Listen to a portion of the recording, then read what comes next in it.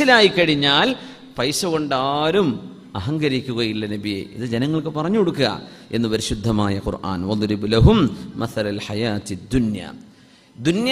ദുന്യാവ് എന്ന് പറഞ്ഞതും ആലം എന്ന് പറയുന്നതും രണ്ടും രണ്ടാണെന്ന് നമ്മൾ മനസ്സിലാക്കിയിട്ടുണ്ട്. ഒന്നുകൂടെ ആവർത്തിക്കുകയാണ്. ലോകം എന്ന് പറഞ്ഞതൊന്ന് വേറെയാണ്. നമ്മൾ പറയുന്ന ഈ ലോകത്തെ ജീവിതം എന്നത് വേറെയാണ്. ദുന്യാവ് എന്നൊക്കെ പറയില്ല, സമരക വേദം പറയില്ലേ, ദുന്യാവ് അങ്ങനെയാണ്. ദുന്യാവ് എന്ത്? ഈ ദുന്യാവ് എന്ന് പറഞ്ഞാൽ അവർ എക്സ്പീരിയൻസ് ഓഫ് ദിസ് ലൈഫ്, നമ്മൾ ഈ ജീവിതം എങ്ങനെ അനുഭവിക്കുന്നു എന്നതാണ് ദുന്യാവ് എന്ന് പറഞ്ഞാൽ. ഈ ലോകം എന്നതിന് ആലം എന്നാ പറയാ. ആലം എന്നത് അടയാളം എന്നതിൽ നിന്ന് വരുന്നതാണ്.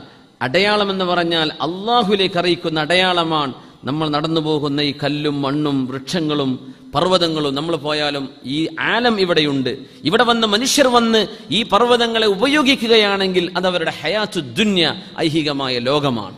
നമ്മുടെ ജീവിതം എന്ന് പറഞ്ഞ ദുന്യാവെന്ന് പറഞ്ഞാൽ നമ്മൾ ഈ ലോകം എങ്ങനെ അനുഭവിക്കുന്നു എന്നതാണ്. കടൽ ആലമാണ്, ലോകമാണ്. പക്ഷെ ദുന്യാവെന്ന് പറഞ്ഞാൽ ആ കടലിനോട് നമ്മൾ എങ്ങനെ ഇന്ററാക്ട് ചെയ്യുന്നു എന്നതാണ്.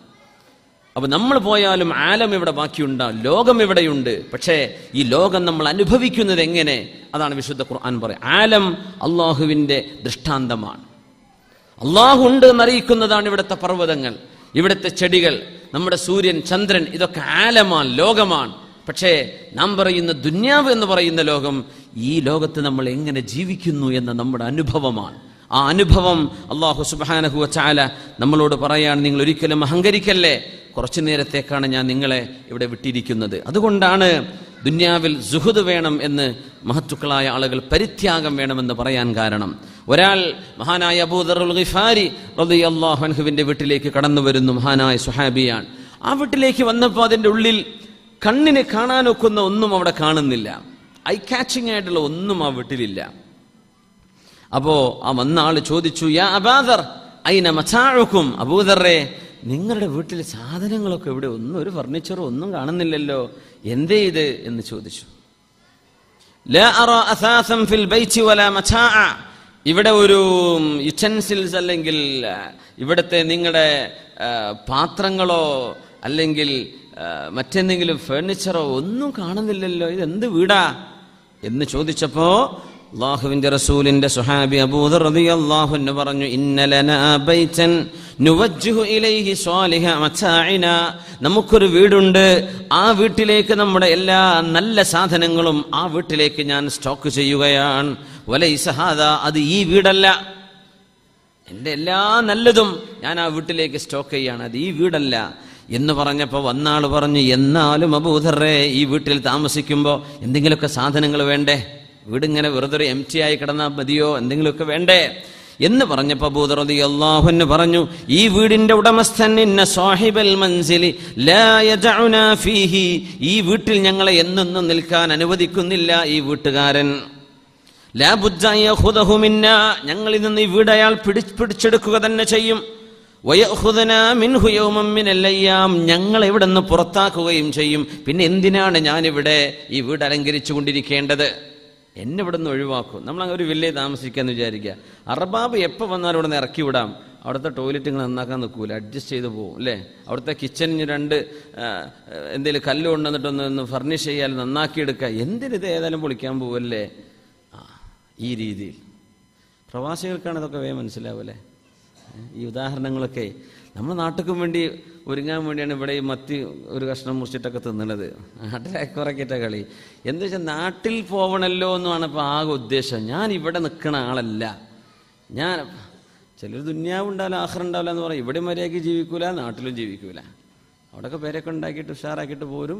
ഇവിടെ വന്നിട്ട് ഡബിൾ ട്രിപ്പിൾ കട്ടിൽമ കിടക്കുകയാണ്. വകുപ്പുള്ളവർ കേട്ടോ, ജീവിക്കാൻ അള്ളാഹു അനുഗ്രഹം കൊടുത്ത ആൾക്കാർ പോലും ആ ഒരു ചിന്ത, ഇത് ആഖിറത്തിന് വേണ്ട ചിന്തയാണ്. ആഖിറത്തിന് വേണ്ട ചിന്തയാണിത്. പഠിച്ചവനെ, ഞാൻ ഇവിടെ നിൽക്കാൻ പോണ ആളല്ലല്ലോ, ഞാൻ നാട്ടിലേക്ക്, എൻ്റെ നാട് ആഖിറല്ലേ, അവിടേക്ക് ഒരുങ്ങട്ടെ.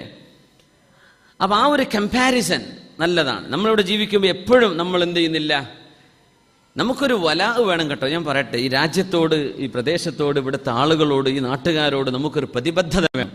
നമ്മൾ എൻ്റെ നാട് ഇതല്ലല്ലോ, എൻ്റെ നാട് അതാണല്ലോ, എന്നാലും നമ്മൾ ജീവിക്കുന്ന പ്രദേശത്തെ അതിനോടൊരു പ്രതിബദ്ധതയും ഈ നാടിന്റെ സുരക്ഷത്തിനും സാമ്പത്തിക വളർച്ചയ്ക്ക് വേണ്ടിയൊക്കെ നമ്മൾ ദ്വാരക്കണം. ഒറ്റക്കൊക്കെ ദ്വാരക്കുമ്പോഴൊക്കെ ദ്വാരക്കണം. പഠിച്ചോനെ ഈ അപകടങ്ങളൊന്നും വരുത്തിയേക്കല്ല പഠിച്ചോനെ. നമ്മൾ ഒരുപാട് നിഅമത്ത് അനുഭവിക്കുന്ന ഒരു വിധേയത്വം എന്തോ ഇത് എനിക്ക് വാദം, ഞാൻ ഇവിടുന്ന് വേറെ ഏതെങ്കിലും ഖത്തർക്കോ അല്ലെങ്കിൽ പോകും, അങ്ങനെയല്ല പറയേണ്ടത്. നമ്മൾ നിൽക്കുന്നിടത്ത് ശുക്ർ ചെയ്യണം. മനുഷ്യർക്ക് ശുക്ർ ചെയ്യുമ്പോഴാണ് അള്ളാഹുവിന്റെ ശുക്ർ ചെയ്യാം. അപ്പൊ ഏതായിരുന്നാലും നമ്മൾ നമ്മുടെ ഒരു നാടിനെ പറ്റി ചിന്തിക്കുന്ന പോലെ, ഞാൻ ഇവിടെ സ്ഥിരമസിക്കാൻ പോകുന്ന ആളല്ല, എന്റെ നാട്ടിലാണ്, ഞാൻ അവിടേക്കാണ് സേവ് ചെയ്യുന്നത്. ഇവിടെ നിന്ന് കിട്ടുന്നതൊക്കെ നാട്ടിലേക്ക് അയച്ചിട്ട് എന്തെങ്കിലുമൊക്കെ അവിടെ ഉണ്ടാക്കണം, അവിടെ ഒരു വീട് വെക്കണം, എന്നിട്ട് ഇവിടെ നിന്നൊക്കെ ഫിനിഷ് ചെയ്തിട്ട് നാട്ടിൽ പോയിട്ട് ആ വീട്ടിൽ നിന്ന് കാലു നീട്ടിയിരിക്കണം എന്നൊക്കെ ആഗ്രഹിക്കുന്നവരാണ്. ഇവിടുന്ന് പിരിച്ചുവിടാതെ നമ്മൾ പോകില്ല. അതാണ് കുഴപ്പം. സുബ്ഹാനല്ലാഹ്. ദുനിയാവ് വളരെ ലൂറിങ് ആണെന്ന് പറയും, വളരെ ലൂറിങ്. അബൂദർ റളിയല്ലാഹു അൻഹു പറയുന്നു, അങ്ങനെ എന്നെ പുറത്താക്കുന്നു, എന്റെ വീടെടുത്ത് കൊണ്ടുപോകുന്നൊക്കെ പറയുന്ന ഒരു മനുഷ്യന്റെ വീട് ഞാൻ എന്തിനാ പിന്നെ ഇവിടെ കുറെ കാര്യങ്ങൾ കൊണ്ടു നോക്കേണ്ട കാര്യം? അതുകൊണ്ട് ഞാൻ ആഖിറത്തിലേക്ക് എന്റെ സ്റ്റഫുകളെല്ലാം ഞാൻ ആഖിറത്തിലേക്ക് സ്റ്റോക്ക് ചെയ്യാണ് എന്ന് മഹാനായ അബൂദർ റളിയല്ലാഹു. വലിയൊരു മെറ്റഫോർ, എന്തൊരു മനോഹരമായ ഉദാഹരണം. اضرب لهم مثل الحياة الدنيا كماء أنزلناه من السماء. അതുകൊണ്ടാണ് മുൻഗാമികളായ ആളുകൾ മുഴുവനും ഈ ലോകത്ത് പരിത്യാഗികളായി ജീവിച്ചത്. മഹാനായ ഫുദൈൽ ഇബ്നു ഇയാദ് റളിയല്ലാഹു അൻഹു, കം അതത അലൈക്, ഒരാളെ കണ്ടപ്പോൾ ചോദിച്ചുവല്ലോ എത്ര പ്രായമായി? 60 വയസ്സായിട്ടുണ്ട്. ഓ, 60 വയസ്സായ നിങ്ങൾ 60 കൊല്ലമായി അള്ളാഹുലേക്ക് നടന്നുകൊണ്ടിരിക്കുകയായിരുന്നല്ലേ, അള്ളാഹുലേക്ക് എത്താറായി തുടങ്ങി. 60 കൊല്ലായല്ലേ, 60 വയസ്സായില്ലേ, 60 കൊല്ലായിട്ട് മരിക്കാൻ വേണ്ടി നടക്കായിരുന്നല്ലേ, മരിക്കാറായി തുടങ്ങി ഏകദേശം എന്ന് പറഞ്ഞപ്പോ ആ മനുഷ്യൻ പേടിച്ചുകൊണ്ട് പറഞ്ഞു, ഇന്നാ ലില്ലാഹി വ ഇന്നാ ഇലൈഹി റാജിഊൻ. ഇന്നാ ലില്ലാഹി വ ഇന്നാ ഇലൈഹി എന്ന് പറഞ്ഞാൽ എന്താ? നിങ്ങളാ പറഞ്ഞ ശരിയായിട്ടില്ല എന്നതിന്റെ അർത്ഥം. അറബ് ഭാഷ ശൈലി എങ്ങനെയാണ്? ഇന്നാ ലില്ലാഹി വ ഇന്നാ, അത് ദിക്റില്ലേതല്ല മുമ്പര്. പടച്ചോനെ 60 വയസ്സായി എന്ന് പറയുമ്പോൾ മാഷാ അല്ലാ, എന്നിട്ട് കണ്ടാ തോന്നൂലല്ലോ, 45 തോന്നുള്ളൂ എന്ന് അങ്ങനെയല്ലേ നിങ്ങൾ പറയേണ്ടത്? 60 മരിക്കാനായല്ലേ. ഇതാണ് ഇപ്പൊ ഫുദൈൽ തങ്ങൾ അങ്ങനെയല്ലേ പറഞ്ഞത്, മരിക്കാനായല്ലേ, 60 കൊല്ലായിട്ട് അള്ളാഹിന്റെ അടുത്ത് ഇങ്ങനെ നടക്കായിരുന്നല്ലേ, എത്താറായി, ഇനി അധികമൊന്നുമില്ല. അപ്പൊ ഇയാൾ ഇന്നാലില്ല, പടച്ചോൻ ഇങ്ങനെയൊക്കെ പറയാ. അങ്ങനെയാണ് ഇപ്പോ അറബ് വംശജരായ ആളുകളൊക്കെ തർക്കിക്കണ നേരത്ത് പറയും സ്വല്ലി അലൻ നബി, അള്ളാഹു റസൂലിനെ സ്വലാത്ത് ചൊല്ലി. അപ്പൊ നമ്മൾ അല്ലാഹുമ്മ സ്വല്ലി അലാ മുഹമ്മദ്, ഓല് സ്വല്ലി അലൻ നബി എന്ന് പറഞ്ഞ സ്വലാത്തല്ലാന്നല്ല ഉദ്ദേശം. മിണ്ടായിരിക്കും ഞാൻ പറഞ്ഞ കേൾക്കുന്നു, അതാണ് ഇതിനർത്ഥം. അങ്ങനെയാണ്, അങ്ങനൊക്കെ ചില ശൈലിയുണ്ട് ഭാഷയിലെ. അപ്പൊ ഇന്നാ ലില്ലാഹി വ ഇന്നാ ഇലൈഹി റാജിഊൻ ഇത് പറഞ്ഞപ്പോ ഫുദൈൽ തങ്ങൾ ആ വാക്കിൽ പിടിച്ചു. ഈ പറഞ്ഞതിന്റെ അർത്ഥം എന്താ നിനക്കറിയോ? എന്താ ഇന്നാ ലില്ലാഹി വ ഇന്നാ ഇലൈഹി റാജിഊൻ? നമ്മളൊക്കെ അള്ളാഹുവിന്റെ അടുത്തേക്ക് പോണവരാണ്. എന്നാലേ അള്ളാഹുവിന്റെ അടുത്ത് പോകുന്നവരാണ് എന്ന് നീ ഇന്നാലില്ല, നമ്മളൊക്കെ അള്ളാഹിന്റെ ആളെന്നല്ലേ പറയണത്. നീ അള്ളാഹുവിന്റെ അടിമയാണ് എന്ന് പറഞ്ഞാൽ നീ നിന്റെ ഉടമസ്ഥന്റെ അടുത്തേക്ക് പോകേണ്ടി വരും. നിന്റെ ശമ്പളം വാങ്ങിക്കണമെങ്കിൽ മിനിമം പോണ്ടേ, നിന്റെ ഉടമസ്ഥനെ നീ കാണേണ്ടി വരും. ഉടമസ്ഥന്റെ അടുത്തേക്ക് പോവാന്ന് പറഞ്ഞാൽ ഉടമസ്ഥന്റെ അരികത്ത് നീ പോയി നിൽക്കേണ്ടി വരും. അവിടെ പോയി നിന്നാ മുമ്പ് എന്തേലും ചോദിക്കുമല്ലോ, ചോദ്യം ഉണ്ടാവും. ചോദ്യം ഉണ്ടെങ്കിൽ ആ ചോദ്യത്തിന് ഉത്തരം വേണം. നിന്റെ കയ്യിൽ ഉത്തരമില്ലാതെ നീ പോയിക്കൂടാ. ഇതാണ് നീ പറഞ്ഞതിന്റെ അർത്ഥം. അപ്പൊ ആ മനുഷ്യൻ പറഞ്ഞു, റബ്ബേ എന്താണ് ഇനി ലക്ഷ്യം?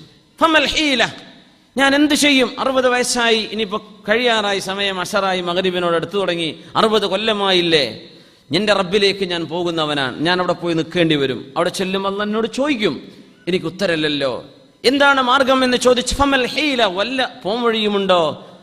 ഉണ്ട്, വളരെ എളുപ്പമാണ്, വളരെ എളുപ്പമാണ്. തുഹ്സിനു ഫീമാ ബഖിയ യുഗ്ഫറു ലക മാ മദാ, ഇനി വരാൻ പോകുന്ന ജീവിതത്തിൽ ഒരുപാട് നന്മ ചെയ്യ്, കഴിഞ്ഞു പോയ ജീവിതത്തിലെ തിന്മകളെല്ലാം അള്ളാഹു പുറത്തു തരും. അള്ളാഹു നമുക്കൊക്കെ പുറത്തു തരട്ടെ. കഴിഞ്ഞ കാലത്ത് ഒരുപാട് തിന്മ ചെയ്ത ആളാണ്, നന്നാവണമെന്ന് തോന്നി, ഇവിടെ നിന്ന് അങ്ങോട്ട് നല്ല തന്നെ ചെയ്യ്. നിനക്കൊരു അവസരം അള്ളാഹു തന്നില്ലേ, അള്ളാഹുവിനറിയാൻ. ഇനി ഇവിടെ നിന്ന് എന്ത് ചെയ്യുക? മരണം വരെ ഞാൻ നന്മയെ ചെയ്യുള്ളൂ എന്ന് പറ. തിന്മകൾ പറ്റിപ്പോയേക്കും, അള്ളാഹുവിനോട് പൊറുക്കലിനെ ചോദിക്കുക. ഇനി വരാനുള്ള കാലം മുഴുവനും ഞാൻ നന്മയാണ് ചെയ്യുന്നത് എന്ന തീരുമാനത്തിൽ നീ ജീവിച്ചാൽ ഇൻഷാ അള്ളാഹ് നിന്റെ കഴിഞ്ഞതൊക്കെ അള്ളാഹു പുറത്തു തരും. നിന്റെ നീയത്ത് നന്നായല്ലോ, ഞാൻ ഇവിടെ നിന്ന് നന്നാവാൻ തീരുമാനിച്ചു പടച്ചവനെ എന്ന് നീ തീരുമാനിക്ക്. 60ന്റെ ശേഷം ഉള്ള മുഴുവൻ കാര്യങ്ങളും അള്ളാഹു നിനക്ക് നന്നാക്കി തരും. കാരണം ഫഇന്നക ഇൻ അസഅത ഫീമാ ബഖിയ ഉഖിദത് ബിമാ മദാ വമാ ബഖിയ, ഇനി വരാനുള്ള കാലം നീ തിന്മ ചെയ്യാൻ തീരുമാനിച്ചാൽ നിന്റെ നന്മയിൽ നിന്ന് അത് പിടിക്കപ്പെടും. നിന്റെ നന്മയിൽ നിന്ന് അത് പിടിക്കപ്പെടും. അതുകൊണ്ട് വരാനുള്ള കാലം എന്ത് ചെയ്യുക? നല്ല നിലക്ക് പോയിക്കോ. ഈ ലോകത്തിന്റെ അവസ്ഥ ഇതാണ്. ഇത് മനസ്സിലാക്കി തരാനാണ് റസൂലുള്ളാഹി സ്വല്ലല്ലാഹു അലൈഹി വസല്ലം തങ്ങളിലൂടെ അള്ളാഹു ഇങ്ങനൊരു ഉദാഹരണം പറഞ്ഞു തരാൻ പറയും. നമ്മുടെ മുൻഗാമികളിൽ സലഫു സ്വാലിഹീങ്ങളിൽപ്പെട്ട ആളുകൾ പറയും, അനിംതു നൗമൻ ഖത്തു ഫഹദ്ദസത് നഫ്സി അന്നി സഅസ്തൈഖിളു. ഞാൻ ഉറങ്ങാൻ കിടക്കുമ്പോഴെല്ലാം എൻ്റെ ശരീരം എന്നോട് പറയുന്നത്, ഞാൻ എൻ്റെ നഫ്സിനോട് പറയുന്നത് ഇനി ഞാൻ ഉണരുകയില്ലെന്നാണ്. അങ്ങനെയൊക്കെ ഉറങ്ങുമ്പോൾ തോന്നാറില്ല ചിലപ്പോഴൊക്കെ? വല്ലൊരു ഗ്യാസിന്റെ വേദന വന്നാൽ വരെ തോന്നും, റബ്ബേ അറ്റാക്ക് ഏറ്റാണോ, ഉറക്കത്തിൽ മരിക്കുമോ? നിങ്ങൾക്ക് തോന്നിയിട്ടില്ല? ആ തോന്നിയില്ല കൈപ്പൊക്കിയാട്ടെ. എന്തെങ്കിലുമൊക്കെ കിടന്നുറങ്ങുമ്പോൾ ഞാൻ മരിക്കും ഉറപ്പാ, നേരം വിളിക്കുമ്പോഴേക്കും. എന്നിട്ട് മരിച്ചിട്ടില്ലല്ലോ. പക്ഷെ മരിക്കാൻ വേദന ഇല്ലെങ്കിലും മരിക്കാം. ഉറങ്ങണ നേരത്തൊക്കെ ഇടക്കല്ല, ശരിക്ക് അങ്ങനെ തന്നെയാണ് ശരിക്കും ഓർത്ത് കിടക്കേണ്ടത്. ഞാനെപ്പറ്റി പറഞ്ഞു കഴിഞ്ഞാൽ പെണ്ണുങ്ങളൊന്നും ഉറങ്ങൂല ചിലപ്പോൾ. നമ്മൾ അങ്ങനെ ചിന്തിക്കണം എന്നാ ശരിക്ക്. റബ്ബേ ഞാൻ കിടന്നുറങ്ങുകയാണ്, ഞാൻ ഉറങ്ങി എണീക്കുമ്പോൾ ഇനിയിപ്പോൾ എന്നെ കുളിപ്പിക്കാൻ ഞാൻ ബാത്റൂമൊക്കെ നടന്നോ എന്നെ കൊണ്ട് കഴിയൂല, എന്തായാലും എന്നെ പൊക്കിക്കൊണ്ട് കുളിപ്പിക്കലായിരിക്കും ഉണ്ടാവുക. കുപ്പായിട്ടിട്ട് ഞാൻ റെഡി ആട്ടോ ഖബർക്ക് പോവാൻ, കുപ്പായിടാൻ എന്നെ കൊണ്ട് കഴിയില്ല, ഓലിനെ പൊതിഞ്ഞ് തരലായിരിക്കും ഉണ്ടാവുക. ആ സമയത്ത് എൻ്റെ ബാധ്യതകൾ എന്തെങ്കിലുമൊക്കെ ഉണ്ടോ? സ്വന്തം അടുത്ത ആളുകളോടെങ്കിലും സ്വന്തം കടബാധ്യത പറയണം. കിട്ടാനുള്ളത് പറഞ്ഞിട്ടില്ലെങ്കിൽ കുഴപ്പമില്ല, കൊടുക്കാനുള്ളത് പറഞ്ഞേക്കണം. ഇത്ര ആൾക്ക് ഞാൻ കൊടുക്കാനുണ്ട്, എൻ്റെ ബാധ്യത, ഞാൻ മരിച്ചു പോയാൽ ഭാര്യയോട് പറയാ, പെണ്ണേ ഇതാ ഞാൻ മരിച്ചു പോവുകയാണെങ്കിൽ എൻ്റെ ബാധ്യത ഇത്ര, അത് നീ അറിഞ്ഞു വെക്കുക. ഓരോ ദിവസവും തൻ്റെ വസൂയത്ത് 3 ദിവസം കടന്നുറങ്ങുമ്പോൾ തൻ്റെ വസൂയത്ത് തൻ്റെ തലയിണക്ക് താഴെ നിങ്ങൾ വെച്ചിരിക്കണം എന്നവരെ പരിശുദ്ധ ഹദീസുകളൊക്കെ കാണാൻ കഴിയും. വസീയത്ത് തലേൻ്റെ താഴെ എന്ന് പറഞ്ഞാൽ അടിയിൽ വെക്കണം എന്നല്ല, നിങ്ങൾ എന്ത് അറിയിച്ചു കൊടുക്കണം, ആരെങ്കിലും അറിയിക്കണം. ആരും അറിയില്ല എവിടേക്കാണ് കൊടുക്കാനുള്ളത്. അങ്ങനെ ആയി പോകരുത്. എന്തെങ്കിലും ബാധ്യതകൾ ഉണ്ടെങ്കിൽ ഒരാളോടെങ്കിലും പറഞ്ഞു വെക്കണം. കാരണം നമുക്കറിയില്ലല്ലോ, കിടന്നുറങ്ങാൻ പോകുമ്പോൾ ഞാൻ മരിക്കും. അത്രയും അൺസർട്ടൻ ആണ് നമ്മുടെ ഈ ജീവിതം. അതാണ് ഇതിൻ്റെ അത്ഭുതം. അൺസർട്ടൻ ആണ്, ഒരു ഉറപ്പില്ല. മരിക്കാം, ഒരു അറ്റാക്ക് വരാം, ഒരു സൈലന്റ് അറ്റാക്ക് വരാം, ഞാൻ മരിച്ചിരിക്കാം. സുബ്ഹാനല്ലാഹ്. അത് ഓർത്ത് കിടക്കുന്നത് സുന്നത്താണ്. അങ്ങനെ ഓർത്ത് കിടക്കുന്നത് സുന്നത്താണ്. അള്ളാഹു നമുക്ക് തൗഫീക്ക് തരട്ടെ. അങ്ങനെ ഓർക്കാലോ അള്ളാഹു തആല. അതുകൊണ്ട് നമ്മൾ ഉറങ്ങാൻ കിടക്കുമ്പോൾ ദുആ ഇരക്കണത്, അല്ലാഹുമ്മ പടച്ച തമ്പുരാനെ, പടച്ചവനെ, ഞാൻ അസ്ലംതു നഫ്സി ഇലൈക വഫവ്വൽതു അംരി ഇലൈക വഅൽജഅതു ളുഹരി ഇലൈക റഗ്ബതൻ വറഹബതൻ ഇലൈക ലാ മൽജഅ വലാ മൻജാ ഇല്ലാ ഇലൈക ആമൻതു ബികിതാബികല്ലദീ അൻസൽത വബിനബിയികല്ലദീ അർസൽത. നമ്മൾ ദ്വാരക്കാണ് ഉറങ്ങാൻ കിടക്കും. ബിസ്മിക റബ്ബി വദഅതു ജംബി. അല്ലാഹുവേ, എൻ്റെ ശരീരം, എൻ്റെ സൈഡ് ഭാഗം ഞാൻ നിനക്ക് വേണ്ടി താഴെ വെച്ചിരിക്കുന്നു. എൻ്റെ സൈഡ് എന്ന് പറഞ്ഞാൽ നമ്മൾ ഉറങ്ങുമ്പോൾ ചെരിഞ്ഞ് വലതു ഭാഗത്ത് ചെരിഞ്ഞിട്ടല്ലേ കിടക്കേണ്ടത്. അതുകൊണ്ടാണ് ചെരിഞ്ഞ് കിടന്ന് പിന്നെ ഉറക്കം വരാൻ നേരത്തെ നിങ്ങൾ മറിഞ്ഞുപോയി, അതിനും കുഴപ്പമൊന്നുമില്ല. നമ്മളുടെ നിയ്യത്ത് പ്രകാരം നമ്മൾ ചെയ്യുന്ന അമൽ എന്ത് ചെയ്യുക? സുന്നത്തായിരിക്കുക. അത് ചിലപ്പോൾ ചെരിഞ്ഞ് കിടന്ന ഉറക്കം വരൂല എന്നൊക്കെ തോന്നും. ഇബ്ലീസ് പറയും, ഈ ഇടതു ഭാഗത്തൊക്കെ ചെരിഞ്ഞിടന്ന് നോക്കി നിനക്ക് ഉറക്കം വരും, ആ വലത്ത് കിടന്നിട്ടാണ് വരാത്തത്. അങ്ങനെ ഉണ്ടാവും. അങ്ങനെ ഇടത്ത് ഇങ്ങനെ കിടക്കാൻ മുപ്പരിങ്ങനെ പറയും നമ്മളോട്, കിടക്കരുത്. ആ വലത്തന്നെ കിടന്ന് ശീലിച്ചാൽ പിന്നെ അങ്ങനെ ആയിപ്പോവും. കിടക്കുമ്പോൾ നമ്മുടെ ഈ കൈ തലയിണക്കുണ്ടെങ്കിലും ഈ കവിളിൻ്റെ താഴെ ഇങ്ങനെ കൈ വെച്ചുകൊണ്ടാണ് നബി കടന്നിരുന്നത് സ്വല്ലല്ലാഹു അലൈഹി വസല്ലം. നിങ്ങളുടെ കിടത്തത്തിൻ്റെ രീതി അതാണ്. ആ ചെരിഞ്ഞിങ്ങനെ കിടക്കും. അതപ്പോൾ നമ്മൾ ചൊല്ലിയാണ് എന്ത്? ബിസ്മിക റബ്ബി, എൻ്റെ ഉടമസ്ഥനായ റബ്ബേ, എന്നെ പരിപാലിക്കുന്ന പടച്ചവനെ, എൻ്റെ ശരീരത്തിൻ്റെ സർവ്വ അവയവങ്ങളുടെയും ഫംഗ്ഷനുകൾ കൺട്രോൾ ചെയ്യുന്ന പടച്ചവനെ, അതാണല്ലോ റബ്ബ്. ബിസ്മിക റബ്ബി വദഅതു ജംബി, എൻ്റെ ശരീരം ഞാൻ ചെരിച്ച് കിടത്തിയിരിക്കുന്നു റബ്ബേ. വബിക അർഫഉഹു, നിന്റെ കഴിവിനാൽ നീ ചെയ്യുന്ന റഹ്മത്ത് കൊണ്ടായിരിക്കും പടച്ചവനെ ഈ ശരീരം ഞാൻ എഴുന്നേൽപ്പിക്കുന്നത്. രാവിലെ എഴുന്നേറ്റ് ഓടണം, ഡ്യൂട്ടിക്ക് പോകുന്നവർ, നിസ്കരിക്കാൻ എണീക്കുന്നവരല്ലാതെ എഴുന്നേൽക്കുന്നവർ, ഞാൻ എഴുന്നേൽക്കുകയാണെങ്കിൽ നീ തരുന്ന അനുഗ്രഹം കൊണ്ടാണത്. വബിക അർഫഉഹു ഇൻ അംസക്ത നഫ്സി, എൻ്റെ റൂഹിനെ റബ്ബേ നീ എങ്ങാനും പിടിച്ചു വെക്കുകയാണെങ്കിൽ ഫർഹംഹാ, എൻ്റെ ശരീരത്തോട് റഹ്മത്ത് കാണിക്കണം പടച്ചവനെ.